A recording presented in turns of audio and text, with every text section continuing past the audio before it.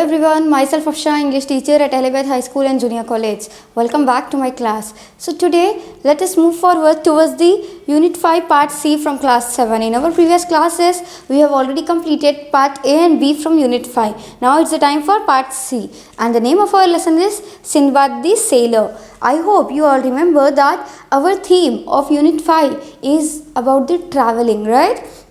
Now, it's the story of a traveler, a sailor. Okay, let us see what is the story here. I bought a substantial stock of goods to trade and sailed on a ship with a number of my merchant friends. So it's a story of one person. So let us see what he is saying. One day he bought a substantial stock of goods for trading, for business, okay, and sailed on a ship with a number of his business friends actually, okay, business mates we can say.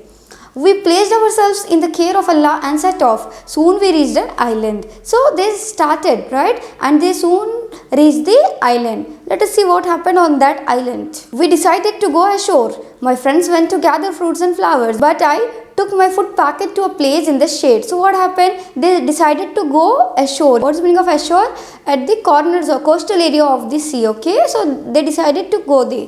So my friends went to gather some fruits and flowers, okay, from that area. But what this sailor did, he took his food packet to a place in the shade. I had a good meal and lay down to sleep under the trees. So he first had his meal and then he laid down under the trees. I don't know how long I slept, but when I awoke and looked out to the sea, the ship had gone. I was all alone. Not knowing what to do, I climbed up to the top of a tall tree and looked over the island on all sides. So what happened? He first slept under the tree, right? So when he woke up, he found that everyone has left him. He was only alone person on that island. So at first he was a little bit panicked, what to do, what not to do. But later on what he did, he climbed a tall tree that was nearer to him to check what is there on the sides of the islands.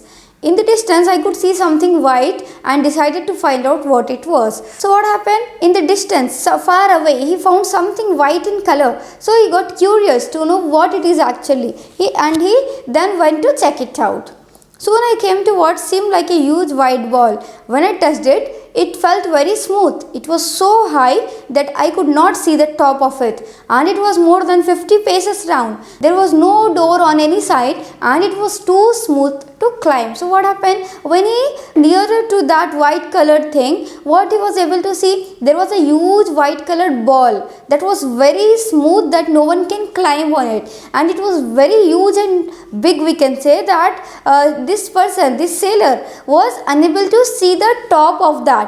So you can imagine the height, right? Suddenly the sky above me became dark as if a huge cloud was covering it. So what happened? When he was observing that ball, huge ball that was not having any doors or something on that, what happened? Suddenly the sky above him became very dark.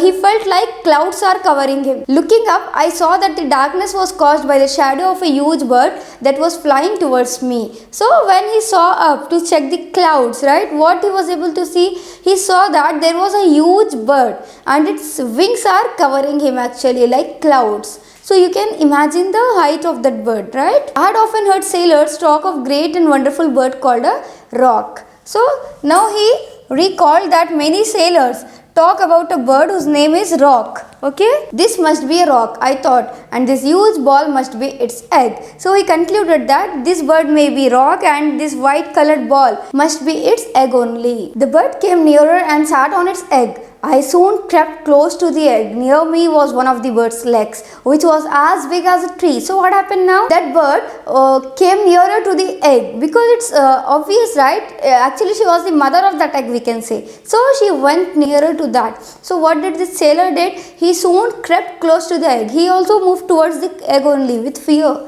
Right? Near me was one of the bird's legs, which was as big as a tree. So its legs was as big as tree. So just imagine the height and weight of that bird. I decided to tie myself to the leg of this bird with my turban so that when it flew away from the island, it would carry me with it. So see, a nice idea, right, has struck in his mind. He decided to tie himself with his turban to the leg of the bird, right, because that leg was as big as a tree. So the bird will even not understand what was going on, right? He will not come to know that someone has been tied to its legs. So he decided to do that only. Why he decided to do that? Because when the bird will flew from that island, right, and move to another place, he can also go there. So it became a way of transport for the sailor. At daybreak, the bird flew up so high that I was carried out of sight of the island. Then it came down again so fast that I lost my senses. So what happened at daybreak, okay, in the afternoon, the bird flew up so high that he was also carried out of sight of the island. So he was unable to see the island. So they were in the top distance, we can say. Then it came down again so fast that I lost my senses. The speed was so high that the sailor even lost his senses. When I found myself on the ground, I quickly untied the turban. The bird caught up a snake and flew away. So what happened? When he found that he was landed, right, on the ground, he immediately untied his turban, right? And what did that bird did? It catched one snake and flew away. Let us see where did this sailor landed actually. There is a great surprise, we can say.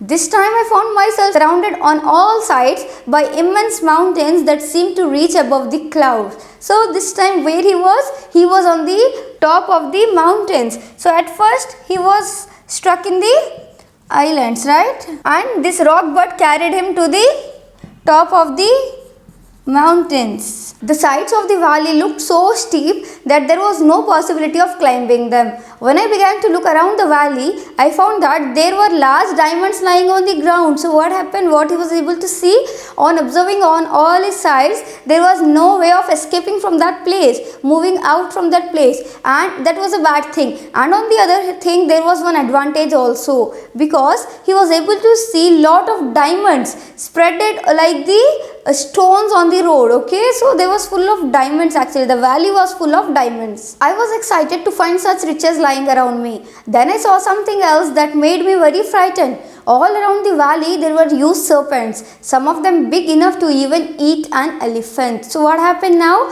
He was very excited at first to see huge amount of diamonds. Then to his surprise, to his amazement, he was terrified by big serpents. What is the meaning of serpents here? Serpents are nothing but snakes. So they were very big that it was possible for them to eat an elephant also. These came out of their holes at nightfall. During the day, I suppose they hid themselves from the rocks. So they only come out of their holes at the night, because maybe, right, this is the guessing of the sailor that maybe they did not come out at the daytime to hide themselves from the huge birds which will be called as rocks. I found a small cave where I decided to spend the night. At the entrance, I put a large stone to protect myself from the serpents, but the noise of their hissing outside made sleep impossible. So he found a small cave where he decided to protect himself from the serpents, right? And what he did, he took one large stone and he put it in front of the cave so that he can protect himself from the serpents. But the sound of those serpents did not allow him to sleep for the whole night.